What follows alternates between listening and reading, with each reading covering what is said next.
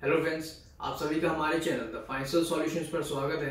And आज का topic है know your advisor. So basically आज हम एडवाइजर की क्वालिटीज पे बात करने वाले हैं कि कैसा एडवाइजर आपके लिए होना चाहिए। और ये समझना बहुत ही ज्यादा जरूरी है बिकॉज अगर कोई भी गलत काम आपके एडवाइजर के थ्रू या फिर एजेंट के थ्रू होता है तो एट द एंड प्रॉब्लम किसको फेस करनी पड़ेगी? क्लाइंट को, कस्टमर को। सो कस्टमर का सबसे पहला काम, बहुत ही इंपॉर्टेंट काम क्या बन जाता है? To find a good advisor for them. Because आपको अगर लंबे टर्म के लिए अपने एडवाइजर के साथ जाना है तो सबसे पहला काम एडवाइजर कस्टमर का ये बनता है कि एक अच्छा एडवाइजर अपने लिए ढूंढे। तो चलिए वीडियो शुरू करते हैं और समझते हैं। जैसे कि आप सभी को पता है आज का टॉपिक है नो योर एडवाइजर, और आज हम उसकी क्वालिटी पे बात करने वाले हैं कि कैसे एज अ कस्टमर आप सभी को अपने एडवाइजर में क्वालिटीज देखनी चाहिए before entering in long term relationship. और स्पेसिफिकली मैं इंश्योरेंस एडवाइजर की बात कर रहा हूं बिकॉज इंश्योरेंस में आप 10 या 12 साल की इंश्योरेंस नहीं लेते हैं। 15 मिनिमम 20-25 साल 30 साल के लिए लोग रिलेशनशिप में जाते हैं विद द एडवाइजर। सो आपको एज अ कस्टमर ये देखना चाहिए कि क्या उसमें क्वालिटीज हैं, क्या वो कैपेबल है उतना कि वो आगे जाके मेरी एब्सेंस, एज अ कस्टमर के एब्सेंस में वो संभाल पाए उनके फैमिली को। सो आज हम क्वालिटी से बात करते हैं और देखते हैं। सो आइए क्वालिटीज देखते हैं एडवाइजर्स की। तो पहला पॉइंट है कि who puts the need of the client first. तो पहली सबसे इंपॉर्टेंट क्वालिटी आती है, क्या आपका एडवाइजर कस्टमर की जो नीड है, जो उसकी जरूरत है, क्या उसको पहले आगे रख रहा है या फिर जस्ट वो एक प्लान सेल करने आ रहा है? बस सिर्फ वो प्लान उसको सेल करने से मतलब है, कोई मतलब नहीं है। या फिर वो हाई प्रेशर टैक्टिक्स यूज कर रहा है कि बस मुझे सेल करना है प्लान को। या फिर कई बार ऐसा भी होता है कि बहुत सारे वैसे इसमें फील्ड में लोग आ चुके हैं जो कि जस्ट वो प्लान को लेने के लिए वो अलग अलग हर जगह कस्टमर या कहीं बहुत लोगों पे जाते हैं और वो किकबैक्स देते हैं कस्टमर्स को, क्लाइंट्स को कैशबैक देते हैं कि मेरे से प्लान करवाओ।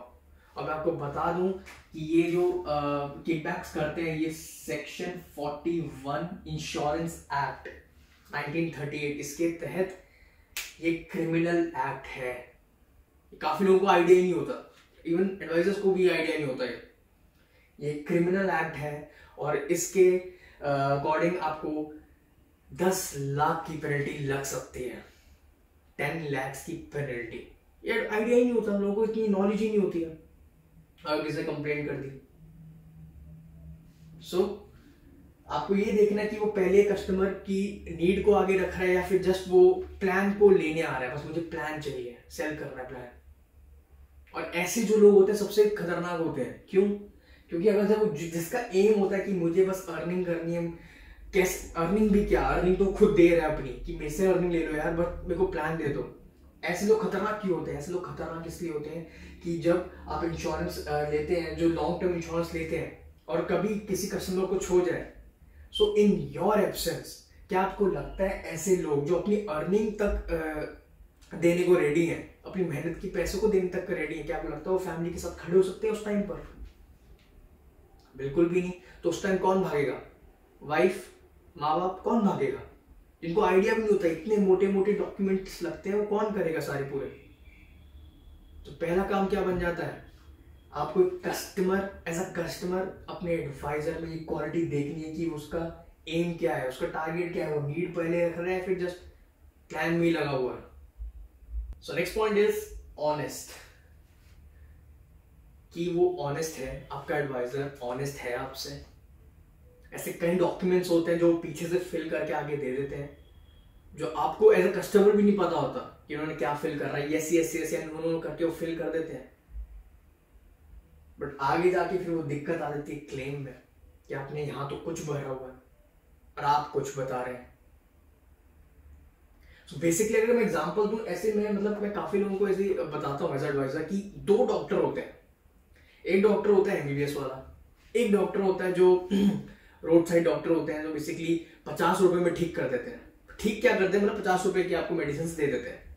एक एमबीबीएस वाला होता है जिसकी कंसल्टेशन फीस ही 500 से 1000 रुपए की होती है। मेडिसिन तो अलग बात आ गई। तो दो डॉक्टर के, अब आपको सिलेक्ट करना क्या होता है। जब आपको हेल्थ के बारे में बात आती है तो आप सिलेक्ट क्या करते हैं, आप एमबीबीएस वाले डॉक्टर सिलेक्ट करते हैं। आप बोलते हैं भले ही पैसा थोड़ा ज्यादा लग रहा हो पर मेरी हेल्थ तो सही रहेगी, एक अंदर से श्योरिटी तो रहेगी, चलो मैं सही हूं। पर जब आप 50 रुपीज वाले डॉक्टर के पास जाते हैं जो 50 रुपीज की मेडिसिन देता है, आप ले भी लेते हैं उससे, पर आपके वो अंदर डर जरूर रहता है कि इसने क्या दे दिया मुझे तो पता ही नहीं, वो डर जरूर रहता है अंदर। तो ऐसे ही दो टाइप के भी एडवाइजर्स होते हैं, एक जो बिल्कुल लो लेवल होगा, जिसको बिल्कुल जैसे प्लान सेल करने से मतलब है और कोई मतलब नहीं है, या फिर पार्ट टाइम वाला कोई बंदा आया होगा, या फिर कोई जो इसी में फील्ड में प्रोफेशनल है। अगर आप किसी प्रोफेशनल बंदे से लेंगे तो आप भले थोड़ा पैसा लगेगा बट आप एक सिक्योरिटी में रहेंगे। वहीं किसी पार्ट टाइम किसी लोअर बंदे से लेंगे तो आपको डर जरूर लगेगा, इसके बंदे ने दे क्या दिया मेरे को, मुझे खुद ही नहीं पता। So next point is good product knowledge and willingness to learn. ये बहुत इंपॉर्टेंट पॉइंट आता है क्योंकि एक इंश्योरेंस एक ऐसी फील्ड है जिसमें आधे से ज्यादा, आधे से क्या बोलूं 90% ऐसे लोग होते हैं जो कि इस फील्ड में ऐसा पार्ट टाइम काम कर रहे होते हैं। सो उनको बस एक दो या फिर मैक्सिमम 3-4 प्लान्स का आइडिया होता है, वही वो प्लान सेल करने जाते हैं अपने कस्टमर के घर। सो उनको प्रोडक्ट की नॉलेज ही नहीं होती कि कितने प्रोडक्ट्स हैं उनके पास टोटल और किस प्रोडक्ट का क्या काम है, किस क्लाइंट को क्या प्रोडक्ट की जरूरत है। बट उनको जो उतनी नॉलेज ही नहीं होती प्रोडक्ट की, और विलिंगनेस टू लर्न भी नहीं होता बिकॉज वो पार्ट टाइम काम कर रहे हैं, उनका कहीं जॉब अलग है, वो बस एक्स्ट्रा इनकम के लिए वो पार्ट टाइम के लिए काम कर रहे हैं इंश्योरेंस फील्ड में। सो उनको आपको ये एडवाइस देखना पड़ेगा कि आपके जो एडवाइजर है उसको प्रॉपर नॉलेज है इस फील्ड की, और जो नए नए जो अमेंडमेंट्स आते हैं, जो नए नए जो भी चीजें आती हैं मार्केट में, क्या वो अप टू डेट रहता है उसके रिगार्डिंग। ये सब काम किसका है, कस्टमर काम है कि ये क्वालिटीज देखें अपने एडवाइजर में, वरना आपने 20 से 25 से 30 साल के लिए आपने उसी एडवाइजर को झेलना है। सो next point is good customer service. ये पॉइंट बहुत इंपॉर्टेंट पॉइंट है बिकॉज एज ए एडवाइजर मैं ये बिलीव करता हूं कि अगर आप किसी कस्टमर या क्लाइंट के साथ एक long term relationship, let's say 20-25 साल के लिए अगर किसी रिलेशनशिप में जा रहे हैं, तो आपको कस्टमर सर्विस आपके थ्रू आप अपने इस क्लाइंट के साथ एक बहुत अच्छा रिलेशनशिप या फिर ट्रस्ट एक मेंटेन कर सकते हैं उस रिलेशनशिप में। बिकॉज अगर 20-25 साल के लिए अगर किसी के साथ आप जा रहे हैं तो पहली बात वो कस्टमर आपके लिए कस्टमर नहीं रहा है, वो एक फैमिली बन गई। 20-25 साल बहुत बड़ी टर्म होती है। सो इस टर्म को अच्छा हेल्दी एक ट्रस्ट रखने के लिए आपको कस्टमर सर्विस क्या आपका एडवाइजर अच्छे से कस्टमर सर्विस देता है, या फिर सिर्फ ये देखता है कि कभी भी कस्टमर को जरूरत पड़ती है वो कभी अपने एडवाइजर को बुलाता है तो वो टालता है बात, या तो वो ये देखेगा अगर मेरा फायदा हो रहा है वहां पे तो मैं जाऊंगा, अगर फायदा नहीं हो तो मैं नहीं जाऊंगा। तो गुड कस्टमर सर्विस अगर आपका एडवाइजर अच्छे से देता है, वो ये नहीं देखता कि भाई मेरे कस्टमर को क्या प्रॉब्लम है, मुझे उससे मतलब नहीं है, मुझे से उससे मतलब है अगर हाँ मेरा वहां पे कोई फायदा हो तो मैं जाऊंगा, तो वो एडवाइजर गलत है, वो टोटली गलत है। कि कस्टमर अगर आपको जब भी कस्टमर को अगर उसकी जरूरत पड़ी एडवाइजर को, तो एडवाइजर का पहला काम क्या है, सबसे पहला काम है एडवाइजर को उसकी हेल्प करना, सबसे पहले क्लाइंट की नीड को आगे रखना। टेक्निकल नो हाउ, एंड ये पॉइंट काफी ज्यादा इंपॉर्टेंट है समझने के लिए, बिकॉज एज अ कस्टमर आपको ये अपने एडवाइजर में देखना बहुत ज्यादा जरूरी है। क्या उसको इतनी नॉलेज है आपके एडवाइजर को, क्या उसको टैक्स वो डिडक्ट करवा सकता है, कि उसको इतनी नॉलेज है टैक्स डिडक्ट कब हो सकता है, कैसे हो सकता है, किस सेक्शन के अंडर हो सकता है, उसको इतनी नॉलेज है, लीगल अफेयर्स के बारे में सारा उसको पता है। कहीं ये नहीं हो आगे जाके वो अपने कस्टमर को फंसा दे, क्योंकि एट द एंड कस्टमर फंस जाएगा। क्या उसको लीगल की सारी नॉलेज है, क्या उसको ये भी नॉलेज है कि काफी लोगों को ये लगता है कि इंश्योरेंस में जो भी मैच्योरिटी का पैसा आता है वो सारा टैक्स फ्री होता है, पर ऐसा नहीं होता। जब तक आपके जो प्लान है उसके अंदर अगर 10 टाइम्स रिस्क कवर ना हो तो वो पैसा टैक्स फ्री नहीं हो सकता, वो टैक्सेबल हो जाएगा। क्या ये नॉलेज है उसको, या फिर सिर्फ वो प्लान देके चला गया और वो अगर 10 टाइम्स रिस्क कवर ना हुआ उसमें तो वो टैक्सेबल हो जाएगा आपका पैसा। ये सारी नॉलेज, ये सारा उसको टेक्निकल जो मैं वर्जन बोल रहा हूँ, ये सारी उसको आइडिया होना चाहिए। आइडिया क्या होना चाहिए, विलिंगनेस टू लर्न, वही पॉइंट इसमें भी आ गया। उसको सारा आगे का देखना भी पड़ेगा और उसको सीखना पड़ेगा कि ये फील्ड काफी ज्यादा डेप्थ वाली फील्ड है, ये सिर्फ ये नहीं ऊपर ऊपर से ये है, उसको आपको सारी चीज का आइडिया होना चाहिए। So next point is knowledge of underwriter rules.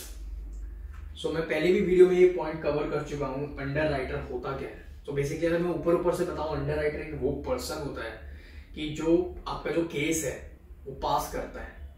क्या ये केस आपके मतलब वर्थ है, मतलब जितना बड़ा केस दे दिया, ले लिया, कितने करोड़ के प्लान्स ले लिए, क्या वो उसके वर्थ है। तो ये इसका अंडरराइटर इस पर्सन का काम होता है, वो केस पास करना, वो पूरा चेक करता है प्रपोजल फॉर्म में उसकी हिस्ट्री सब वो देखता है कि उसके वर्थ है कि नहीं। सो ये क्वालिटीज ये इसलिए लेके आया हूं मैं कि बिकॉज आपका जो एडवाइजर है he is your first underwriter. अगर उसको अच्छी नॉलेज होगी, उसको पहले से ही पता होगा ये केस में वो उतने केस दे सकता हूं अपने कस्टमर को जिसके वो वर्थ है। अगर उसने गलत भर दिया फॉर्म में, गलत मतलब कुछ गलत लिखकर फॉर्म दे दिया, चलो केस भी पास हो गया, अंडरराइटर ने केस भी पास कर दिया और अर्ली क्लेम आ गया 3 साल के अंदर, पता क्या होगा, केस आपको जो क्लेम आएगा वो क्लेम में दिक्कतें आ जाएंगी। तो एट द एंड कौन इसकी डिफिकल्टीज कौन फेस करेगा? एडवाइजर तो नहीं करेगा, जो कस्टमर है वो फेस करेगा। क्लेम में उसको पैसा ही नहीं मिल रहा, कर लो बात। सो इस सारे पॉइंट्स आपको एज ए कस्टमर देखने बहुत जरूरी हैं कि आपका एडवाइजर कैसा है। Good listener and a problem solver, ये भी बहुत ज्यादा इंपॉर्टेंट आ जाती है क्वालिटी कि वो सिर्फ बोल के चला गया, प्लान सेल करके चला गया, या फिर उसने कुछ सुना भी है कि कस्टमर की नीड क्या है, कि कस्टमर को प्रॉब्लम क्या है, कि उसने फैक्ट फाइंडिंग की है कि नहीं की है कस्टमर के बारे में, कस्टमर की फैमिली के बारे में, उसकी हिस्ट्री के बारे में, या फिर सिर्फ बोल के चला गया, सुना ही नहीं कुछ, सर समझा दिया सर ये प्लान है मैं आपको दे रहा हूँ बस ले लो। प्रॉब्लम सॉल्वर भी होना चाहिए। अगेन जब भी कोई कस्टमर को प्रॉब्लम आती है, अगर वो कॉल करता है, जैसे भी प्रॉब्लम होता है आती है, तो वो क्या वो प्रॉब्लम सॉल्व कर पाता है आपका एडवाइजर, या फिर टाल के चले जाता है। तो एडवाइजर एक ऐसी पोजीशन है, ये एक ऐसा पर्सन होता है कि कस्टमर लास्ट में कोई भी प्रॉब्लम आती है किसी इस इंश्योरेंस फील्ड के रिगार्डिंग या फिर कोई भी फाइनेंस के रिगार्डिंग, तो वो अपने एडवाइजर को ही पूछता है। अगर एडवाइजर को यही ना पता तो कस्टमर कैसे उस पर ट्रस्ट करेगा आगे जाके। कोई 20 से 25 साल में जैसे बहुत टर्म्स, ऐसे बहुत केसेस आएंगे, ऐसे बहुत इंसिडेंट्स होंगे। सो next point is high energy level. क्या आपके एडवाइजर में वो एनर्जी लेवल है? क्या आपको एज अ कस्टमर आपके एडवाइजर में देख के वो लगता है कि हाँ भाई ये मेरा एडवाइजर है, ही इज माय एडवाइजर, मैं सिर्फ कुछ भी पूछूं या फिर कोई भी आगे जाके प्रॉब्लम आएगी वो बैठा है, उसके एक एनर्जी लेवल होना चाहिए। ये नहीं कि भाई हाँ अरे सर हाँ मतलब कर दी प्रॉब्लम सॉल्व, एक लगना चाहिए कि हाँ भाई ये प्रॉब्लम को मैंने सॉल्व, इतना ट्रस्ट होना चाहिए। सो ये जितने भी मैंने पॉइंट्स बताए आपको रिगार्डिंग एडवाइजर, आपको ये सब एज अ कस्टमर देखना है कि आपके जो एडवाइजर है उसमें ये क्वालिटीज है कि नहीं है। सो आई होप आपको आज की वीडियो देखने के बाद आपको एज अ कस्टमर ये आइडिया लग गया होगा कि आपका एडवाइजर कैसा होना चाहिए। And earlier in this video मैंने ये बात की थी, 2 डॉक्टर्स की बात की थी, एक एमबीबीएस वाले की और एक छोटे लेवल डॉक्टर वाले की बात। तो आपको अगर कोई हेल्थ प्रॉब्लम होती है तो आप एक प्रोफेशनल डॉक्टर के पास ही जाते हैं, भले आपको थोड़ा उसकी फीस ज्यादा हो लगी, आप पर उसके पास जाएंगे बिकॉज अंदर में सिक्योरिटी रहती है। सो वैसे ये इंश्योरेंस फील्ड भी वही चीज है, एक प्रोफेशनल लोगों की फील्ड है, ये छोटे मोटे बंदों की फील्ड नहीं है, पार्ट टाइम वालों की फील्ड नहीं है। वो तो लोगों ने आके इस फील्ड का नाम बदनाम कर रखा है। प्रोफेशनल लोग, जब आप किसी प्रोफेशनल एडवाइजर के पास जाएंगे इंश्योरेंस से रिलेटेड, वो आपको प्लान सेल करने में नहीं लगा रहेगा, वो आपको गाइड करेगा प्रोफेशनल तरीके से। सो रेदर देन कि छोटे या फिर पार्ट टाइम के पास जाने से अच्छा, या फिर अपनी फैमिली से राय लेने से अच्छा किसी प्रोफेशनल एडवाइजर के पास जाए, वो आपको अच्छे से गाइड करेगा। देन आप वो कॉल आपकी है कि क्या आपके लिए बेस्ट है। सो अगर वीडियो अच्छी लगी तो वीडियो को लाइक कीजिए, चैनल को सब्सक्राइब कीजिए। Thank you.